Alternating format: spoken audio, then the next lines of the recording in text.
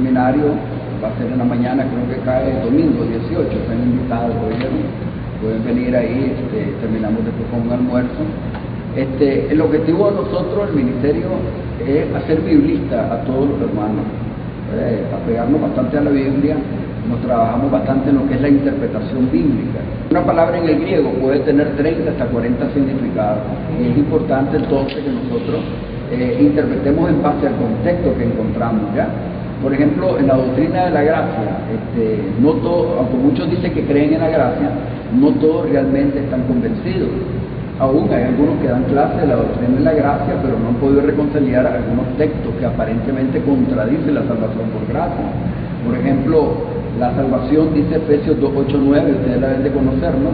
Dice que es por gracia, es por medio de la fe, y la fe no es de nosotros, es un don de Dios, dice. Amén. Luego, si la salvación es por gracia, la pregunta es, ¿se pierde la salvación? Y muchos que predican gracia dicen que la salvación se pierde, entonces no han entendido la gracia. No han entendido. Exacto, no la tienen. Entonces tendríamos que reconciliar pasajes donde hay aparentes contradicciones, como Hebreos 10, 26, Hebreos 6, 4 al 6, Hebreos 2, 3, Mateo 24, 13, Apocalipsis 13, 5. Hay una serie de pasajes donde aparentemente se contradice la salvación. Por ejemplo, algunos dicen, pero no borraré tu nombre del libro de la vida, y ahí se pegan diciendo que sí se puede borrar el nombre. Los que una vez gustaron del don celestial y fueron iluminados, es imposible que sean llevados a arrepentimiento nuevamente. Los que después tuvieron el conocimiento de la verdad, no hay más expiación por los pecados. Esos textos, en el caso de nosotros, les vamos a enseñar cómo reconciliar cada uno de esos textos, y ahí es donde obligatoriamente tenemos que ir a la gramática. Tenemos que ver el texto griego, qué es lo que está diciendo el texto griego, ¿ya? Algo rapidito, por ejemplo, si ustedes miran el Hebreos 6, 4 al 6, miren qué interesante, porque la gramática es importante, porque como buen predicador, uno viene y no quiere salirse del tema, entonces usted se va a la concordancia y busca todos aquellos textos que hablan en base al tema que usted quiere abordar, y usted, queriendo ser honesto, busca todos los textos, ¿verdad?, para auxiliarse, para no salirse del tema. Pero cuando usted desconoce el texto griego, usted puede estar usando textos que no están diciendo lo que usted cree. Por eso cuando Felipe se acercó al eunuco, el eunuco, imagínense que en el contexto histórico, que es importante conocerlo también, manejaba 8 idiomas. El eunuco, de 10 niños que le cortaban el miembro viril, uno sobrevivía. El eunuco era sobreviviente de esos 10 entonces. Era el ministro de Economía de la reina de Candace. Manejaba 8 idiomas el hombre. Y cuando él viene, su anhelo era ir a adorar al templo de Jerusalén, pero no le explicaron bien cómo era eso. Los judíos que estaban en Etiopía eran más condescendientes, y el anhelo de él era, antes de morir, llegar a Jerusalén a adorar. Cuando él llegó a Jerusalén, lleva mucho dinero para dejar en el templo, pero lo primero que miran los judíos es que es negro, son racistas. Segundo, llevaba dinero, puede ser que lo aceptaran, pero cuando le hacen el examen y se dan cuenta que el hombre no tiene miembro viril, que es eunuco, lo tiraron a la calle. Ese hombre venía frustrado prácticamente, y es ahí donde Dios viene y le dice a Felipe, no, que deje el avivamiento que tiene y que vaya a Gaza. Había 2 Gazas, recorrió, se cree, entre 80 a 120 kilómetros, imagínense, ¿verdad?, para poder llegar a encontrarse con el eunuco. Y luego, cuando se acerca al eunuco, viene y le dice, ¿entiende lo que lee? ¿Qué le dijo el eunuco? ¿Cómo voy a entender si no hay nadie? Que me explique, explique. Entonces, sentándose, dice él, y explicándole desde ese pasaje, dice, ¿verdad? Miren la importancia de tener dominio de todas las escrituras bíblicas, para poder nosotros, el día que nos encontremos con alguien que no entiende lo que está leyendo, poderles nosotros decir desde el pasaje que le está leyendo, ¿está claro?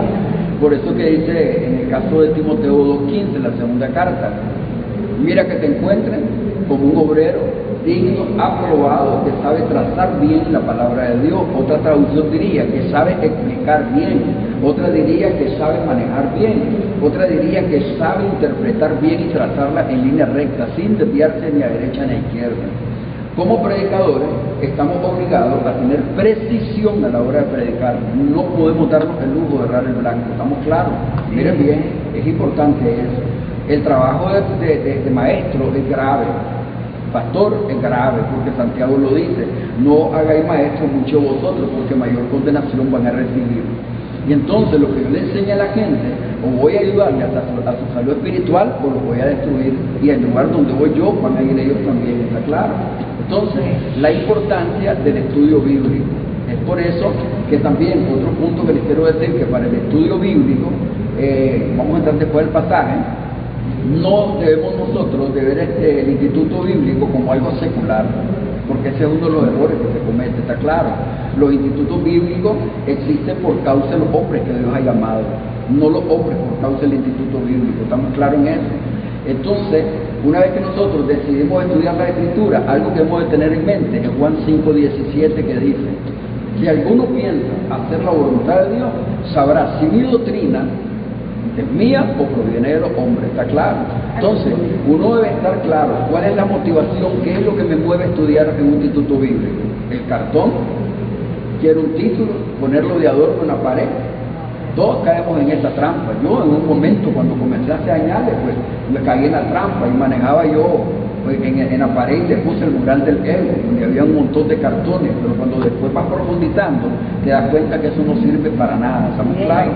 Entonces, otra cosa, para poder estudiar, cuando decidimos estudiar nosotros las Escrituras, y lo primero que hemos de entender es que si no hay comunión con Dios, no vamos a poder entender nada. Si no ha nacido de nuevo, tampoco va a poder entender nada, estamos claros. El nuevo nacimiento tiene que ser una convicción personal. ¿Okay? Y después de esto, para estudiar, necesitamos tener un devocional con Dios diariamente.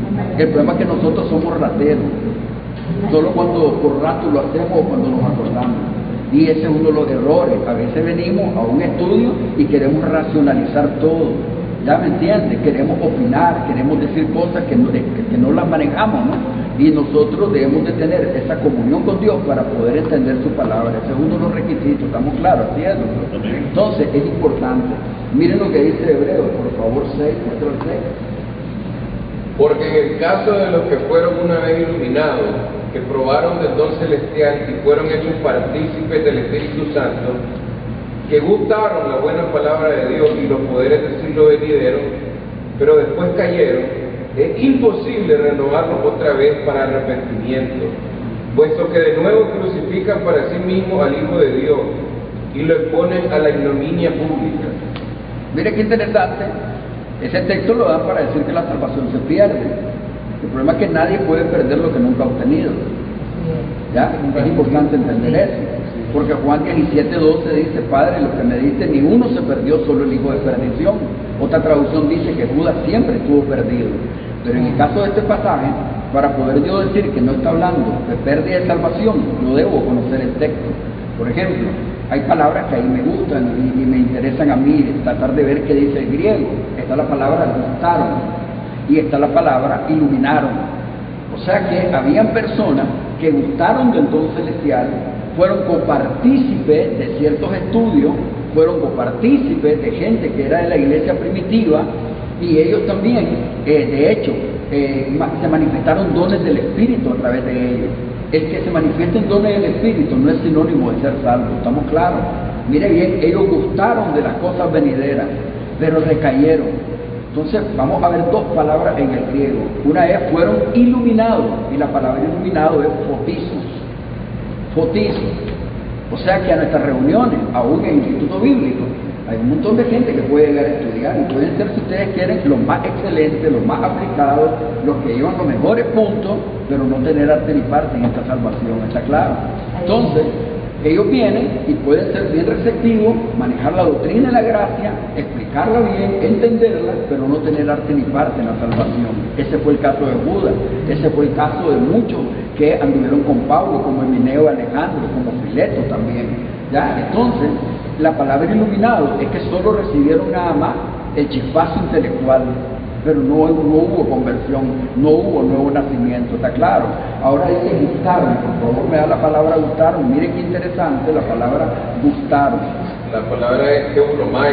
Oiga, qué interesante.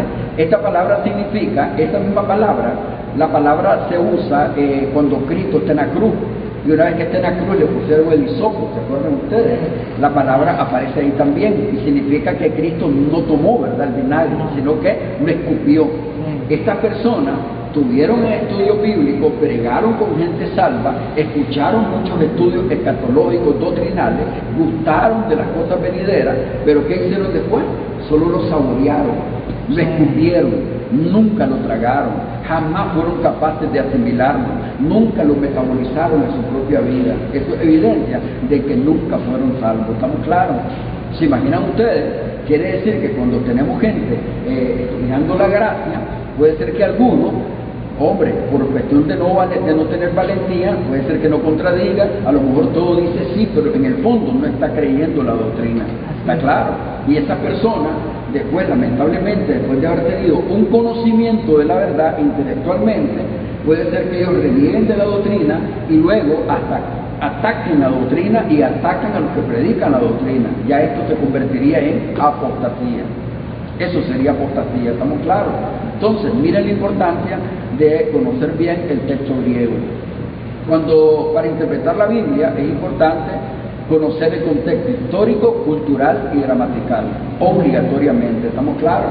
Miren lo que les dije al eunuco, eso ustedes no lo miran en el libro de los Hechos. Les dije que conocía 8 idiomas, les dije que de 10 muchachitos uno sobrevivía, él era sobreviviente, les dije que era ministro de Economía de la reina de Candace. Eso ya tiene que verse el contexto histórico, a veces el contexto histórico secular y el contexto histórico sagrado también que le llaman, ¿estamos claros? Entonces uno tiene, a la hora de interpretar la Biblia, si hay un pasaje que yo quiero predicar, yo tengo que examinar bien el pasaje, leerlo bien, ver si está relacionado con algunos textos anteriores, posteriores, con algunos capítulos anteriores o posteriores, y luego tengo que darme la tarea de trabajar el versículo, ¿estamos claros? Todito el versículo, ¿ya? Y una vez que yo trabajo todo el versículo, yo tengo que hacer uso de todas las herramientas que hoy tenemos, que ahora es más fácil, ¿no? El griego, normalmente ustedes conocen el baile, conocen el Strong, pero no solo eso son las herramientas. Necesitamos varias herramientas para poder interpretar la escritura, ¿estamos claros? Ahora, imagínense, para que ustedes vengan en una congregación, alguien se aprende en una hora, en una prédica aprende en una hora algún tema doctrinal. El que trabajó este tema doctrinal se lo hizo responsablemente, tal vez le tocó 60, 70, 80 horas de investigación, lo que ustedes se aprenden en una hora. ¿Se imaginan ustedes? Ser predicador, de hecho, lleva esfuerzo. Tiene que haber dedicación, tiene que haber vocación, tiene que haber consagración totalmente al estudio. El que es predicador tiene que meterse de cabeza totalmente. Su trabajo es 24 horas del día, ¿estamos claros? Como los militares, debe dormir poco y trabajar más. Por eso dice Pablo en el caso de 5:17 de Timoteo, hablando de ancianos. Los ancianos que trabajan bien, enseñan bien, predican bien, sean dignos de doble honor. Otra traducción diría, sean dignos de un buen salario. Esta parte le gustaría a los predicadores, el buen salario nada más ya, pero hay 3 cosas que cumplir ante el salario. Número 1 dice que el que es anciano, dice, debe trabajar. La palabra trabajar en el griego es trabajar hasta el cansancio, 24 horas del día, ¿estamos claros? Él es esclavo totalmente del pueblo, no el pueblo de él, ¿ya? Número 2, predicar bien y enseñar bien. ¿Cómo el pueblo se va a dar cuenta? Si usted predica bien y enseña bien, si usted mismo no le ha enseñado, si usted mismo no domina la escritura, si usted mismo no domina la doctrina básica, entonces el pueblo no va a tener la capacidad, ¿verdad?, de ver y sopesar lo que usted predica para ver si usted está en lo correcto. Su deber es enseñarle al pueblo, ¿estamos claros? Luego que usted cumple estas 3 cosas, oiga bien, trabajar bien, enseñar bien, predicar bien, ahora sí tiene derecho a una buena ayuda económica. No es que lo van a hacer millonario tampoco, porque estos son todos los errores, ¿estamos claros? Lee el texto, por favor. Los ancianos que gobiernan bien sean tenidos por dignos de doble honor, mayormente los que trabajan en predicar y enseñar. ¿Cómo sabemos que este pasaje habla de un pastor, no de un anciano? Porque la palabra anciano tiene que ver con prefúctero, obispo tiene que ver con episcopo, la palabra griega. Aquí sabemos que es un pastor, no es un anciano, no es un oficial de la iglesia, del ministerio de ayuda. El anciano no necesariamente es un ministerio a tiempo completo, son ministerios de ayuda. En este caso, ¿cómo me doy cuenta que es un pastor? Me busco otra traducción. Dice, por ejemplo, que debe de enseñar bien. La palabra enseñar es poimen. Y la palabra poimen solo se le aplica a los pastores, nada más. ¿Estamos claros? El pastor es un hombre que sabe autoalimentarse y depender de Dios, pero alimenta bien al rebaño. ¿Estamos claros en eso? Entonces, mire que necesitamos encontrarnos aprobados como buenos predicadores. Y para eso es los estudios bíblicos, ¿estamos claros? La doctrina y la gracia, entonces, fíjense bien, hay que primero aprender a rumiarla. La palabra meditar, que usa mucho el salmista, la palabra meditar significa rumiar. Ya saben lo que significa, ¿verdad? Mastica, traga, regresa, lo sigue masticando y ahí está en ese proceso hasta que lo traga y lo metaboliza. Entonces nosotros debemos de estar primero familiarizados con la doctrina de la gracia. Luego tenemos que darnos a la tarea de reconciliar todos aquellos pasajes donde hay aparentes contradicciones bíblicas. Porque recuerden, no es lo mismo enseñarle a un pueblo que es ignorante en Biblia que enseñarle a gente que lee Biblia y que ahora estudia. ¿Estamos claros? Que vamos a estar ahí expuestos a 1000 preguntas y la gente cuando pregunta quieren respuestas claras. ¿Estamos claros? Entonces, es el deber de nosotros reconciliar toditos estos pasajes donde hay aparentes contradicciones. ¿Estamos claros, muchachos? Entonces, para eso es el estudio bíblico y para eso queremos, pues nosotros, ¿verdad? Pues, su servidor, ¿no? Y luego, recuerden que hacemos el estudio, ustedes preparan todas sus preguntas. En el caso mío, yo así comienzo, ¿no? Todas las preguntas que ustedes tengan las pueden hacer en un tiempo, miramos, reconciliamos todas las que se pueden y luego entramos al tema. ¿Estamos claros? Luego se van, meditan bien en el tema que abordamos ese día.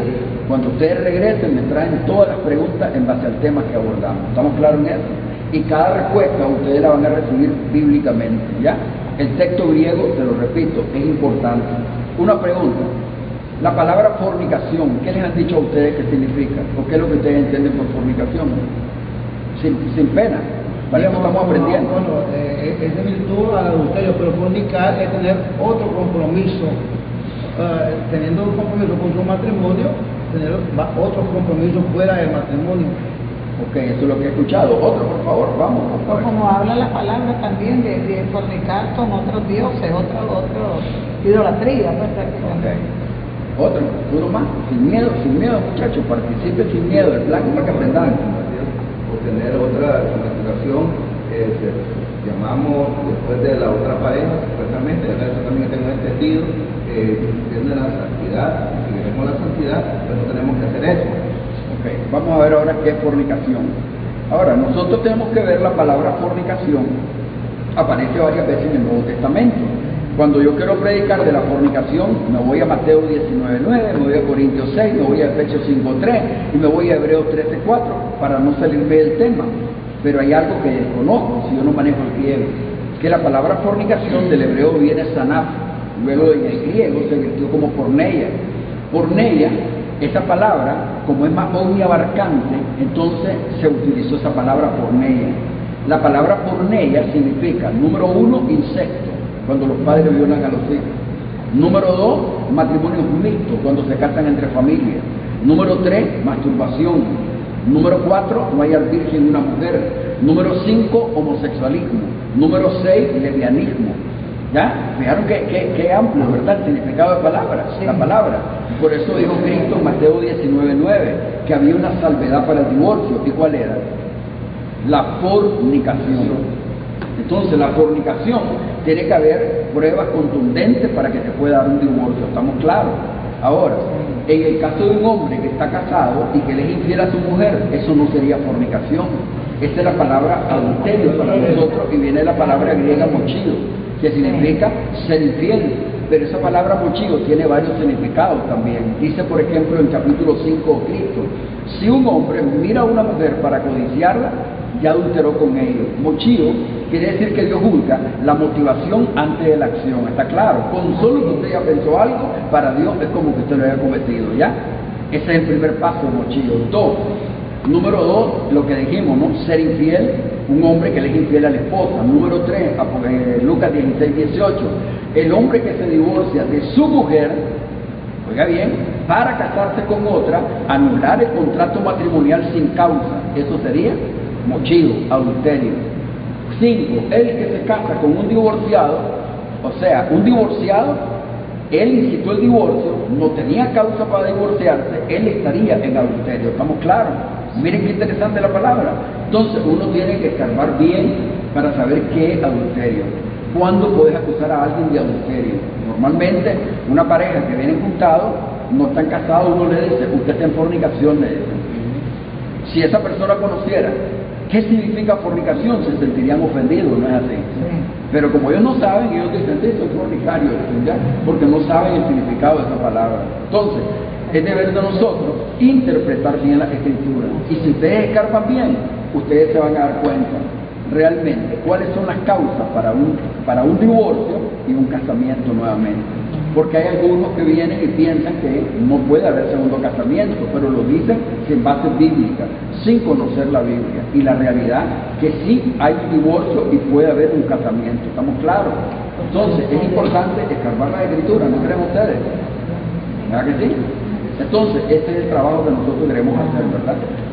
Venir a poder aportarle, ¿verdad?, todo el conocimiento que Dios nos ha dado para que ustedes sea de auxilio de ustedes. ¿Alguna pregunta que tengan?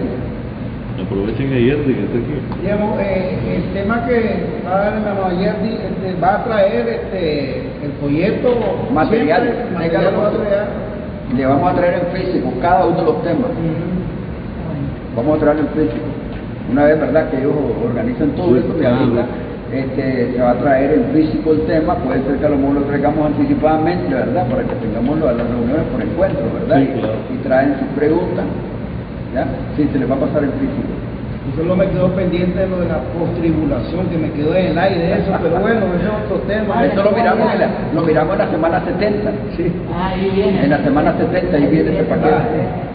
Sí. Decir que existiría un error cuando están hablando de los caballos ahorita. Claro, totalmente, ¿verdad? Sí, así es. Sí, porque miren, en el caso de Apocalipsis, la escatología bíblica es importante.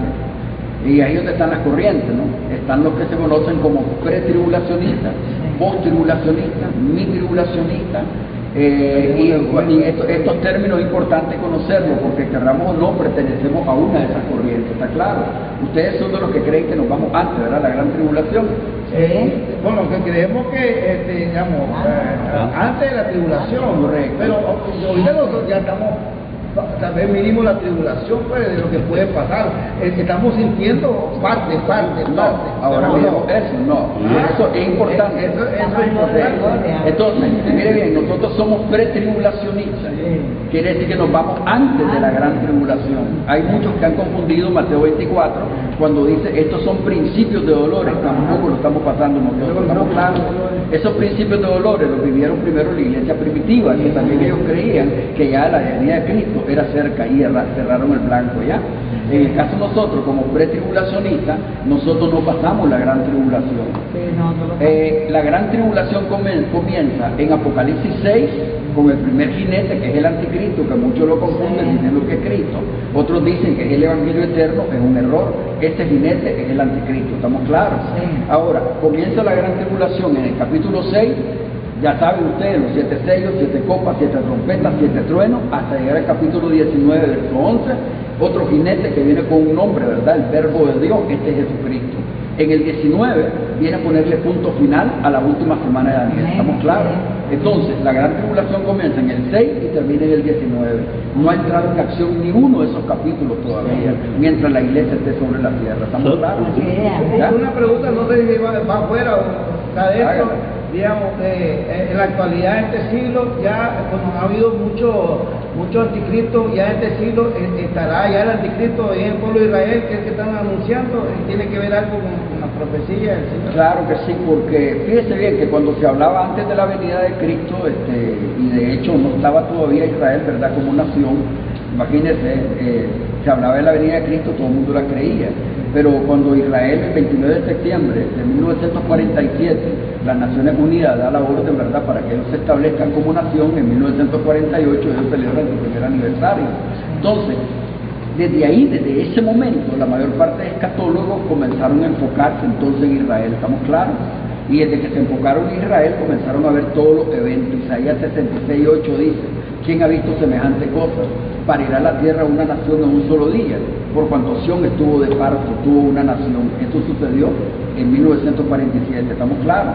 Su primer cumplimiento. Ahí en la Biblia está, por ejemplo, las profecías de doble, primero y segundo y tercer cumplimiento. Y es importante ver cuáles son los pasajes.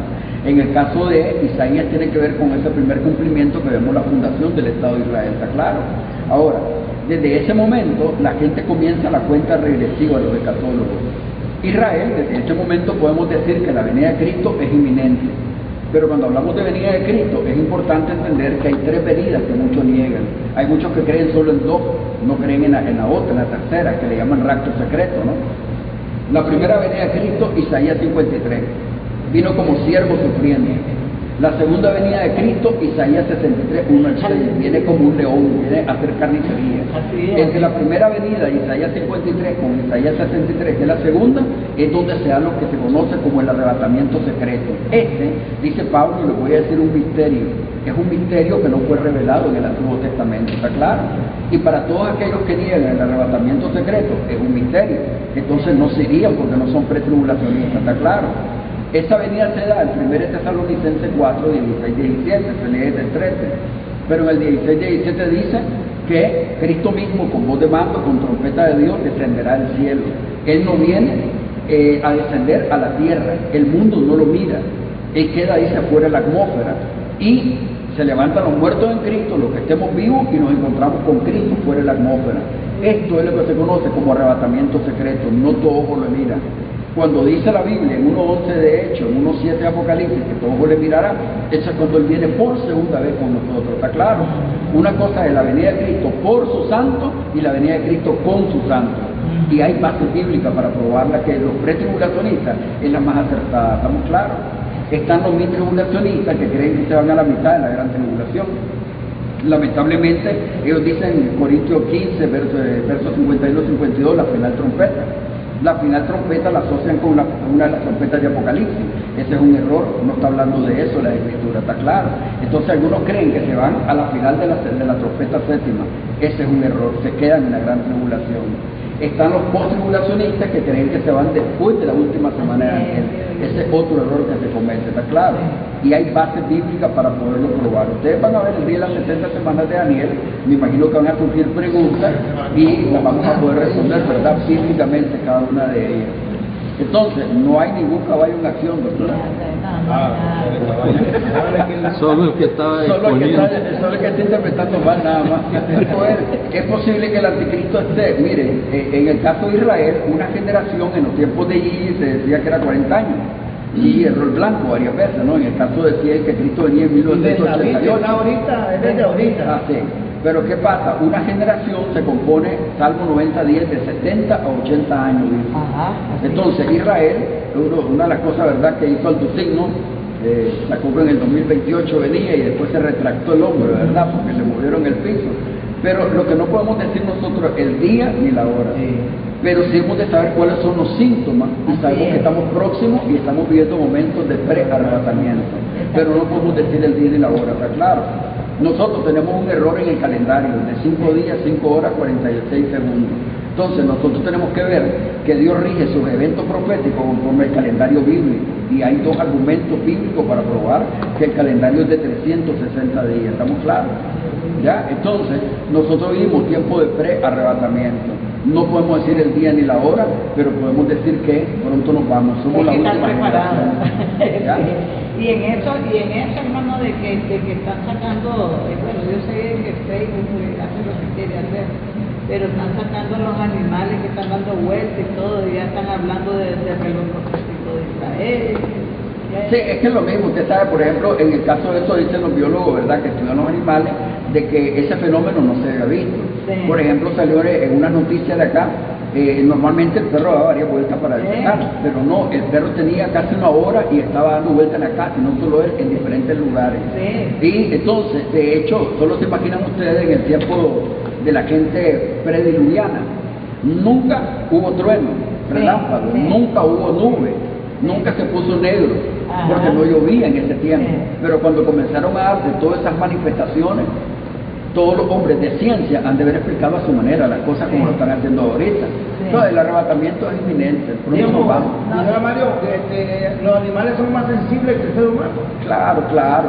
Normalmente dicen esta gente que cuando los animales comienzan a emigrar para otro lado es porque perciben que viene algún acontecimiento donde ellos están. Pero el problema es que ahora los animales lo están haciendo a nivel mundial. Ya no se miraba. Y eso es lo que supuestamente se dio para los tiempos de Noé.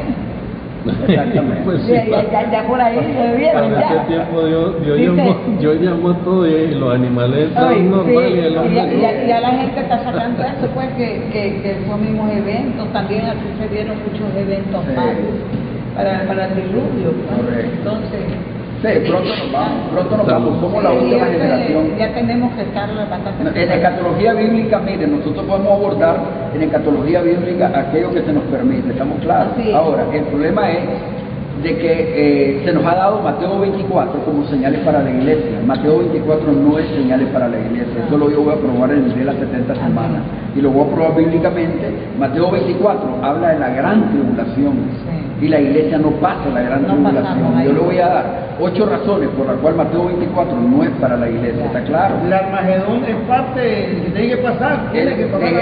Bueno, es un hecho. Hay tres guerras que faltan. Está la guerra de Rusia, que se da en el periodo, en los primeros 3 años y medio de paz, en el primer periodo de gobierno del anticristo, y luego viene la segunda guerra, que se conoce como la guerra Armagedón, que es la guerra cuando viene Cristo por segunda vez, y es la tercera guerra mundial. Va a querer atacar a Israel, ¿verdad? Que se van a unir muchos países. Y luego, después del milenio, viene la guerra de Gog y Magog de Apocalipsis 20, que no es la misma guerra de Gog y Magog de Ezequiel 38, ¿está claro? Hay eventos ahí que son diferentes, personajes diferentes. Pero Entonces, se tienen que dar. Se tiene que dar. Aleluya, gloria a Dios. Entonces, pronto nos vamos, estamos claros. Amén.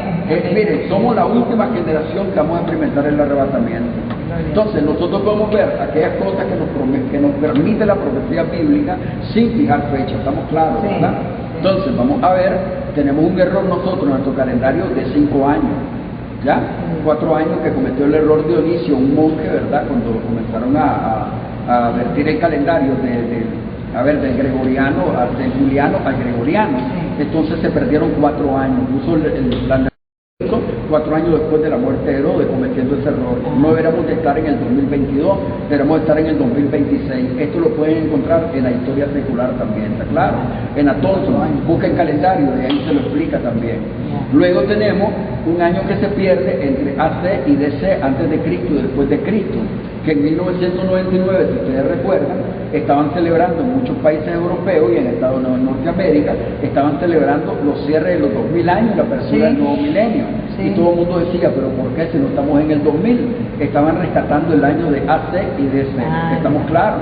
Hay 5 años que tenemos entonces, vamos a estar entonces en el 2027. También iba a terminar el mundo. Entonces, y luego vamos a ver nosotros el calendario bíblico, cómo estamos, ¿verdad? En el calendario bíblico y cómo van las profecías y cómo nos estamos acercando al arrebatamiento de la iglesia. Amén. Una pregunta, decía un predicador que los 120 años que se llaman cuando le digo que no vamos a tener mi espíritu para siempre con el hombre, son 120 jubileos.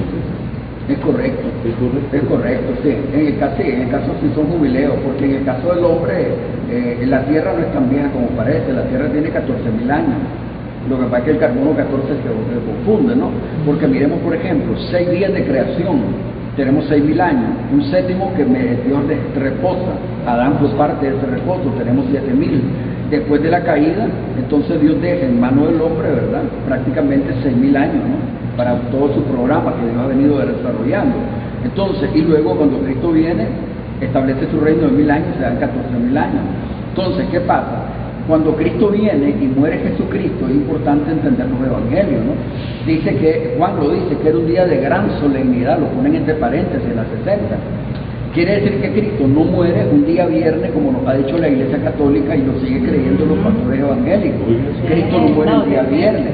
Porque dice Cristo, Mateo 12:40, que como Jonás tuvo en el vientre del pez 3 días y 3 noches, él iba a estar 72 horas en el vientre de la tierra. Del viernes al domingo no hay 72 horas, ¿estamos claros? Entonces Cristo no muere el día viernes, fue un día miércoles, eso lo miraríamos otro día, fue un día miércoles, y dice que era un día de gran solemnidad. ¿Por qué? Los judíos tienen un sábado ¿verdad? Semanal, un sábado anual cada 6 años, Sí. el séptimo año descansa la tierra. Sí. Este es el sábado mayor que le llaman el jubileo, Mateo 25, 8, 10, 49 años, que son 7 semanas, y luego el año siguiente, que era jubileo, era el sábado mayor. Sí. Cristo muere exactamente en eso. En ese Los sábado. 3 cayeron, esos 2 Sí. eventos del jubileo como el año sabático cayeron en el día que Cristo muere, Ya. y era necesario, ¿está claro? Ese día prácticamente, Cristo cuando Él muere, ahí Dios de hecho quedan cortadas las semanas, ¿no? Para Sí. los judíos está congelado el tiempo. Sí. Quiere decir que el hombre está en el jubileo número 69 y está a punto de cerrarse, ¿estamos claros? Para que entre Dios y tome la tierra por derechos legales y establezca el milenio, que sería el último jubileo. Es un tema bíblico también, catológico. Bíblicamente tendría que morir en un 14 de abril conforme a las escrituras, Amén, Éxodo así 12, es. Éxodo 14. Amén, así es. Ya conforme a las escrituras que se daba la Pascua, ¿no? Que Sí. los judíos celebraban. Él murió exactamente en esta fecha. Ajá. Él nace entre el mes de septiembre y octubre, que es verdad, el mes que Ujú. prácticamente comienza su ministerio. Sí. Pasó 3 años y medio para culminar con su muerte después, ¿verdad? Así es. Que fue el 14 de abril.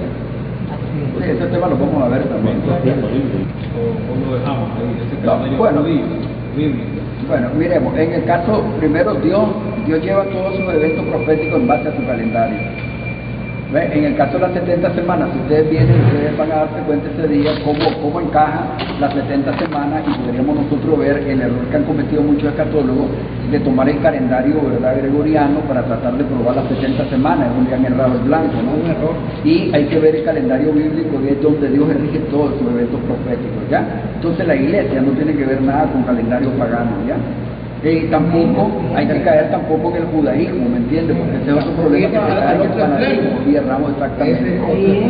Sí, entonces tendríamos que ver exactamente el calendario bíblico. Pero muchos en las iglesias hoy andan con el arca del pacto, están en la iglesia paseando. No sé, aquí sí lo practico, pero no lo veo por aquí, ¿verdad? Pero en otras iglesias todo es hebreo. Entonces yo digo, ¿hasta dónde no saben todavía El lo que es la judaísmo iglesia? ha llegado. Lo que pasa es que los judíos han venido nuevamente, han surgido, ¿verdad?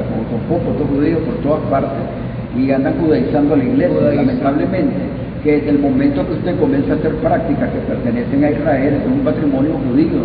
Cultural, ese momento, religioso de ellos. así es, y desde ese momento ustedes estarían bajo la maldición de Dios.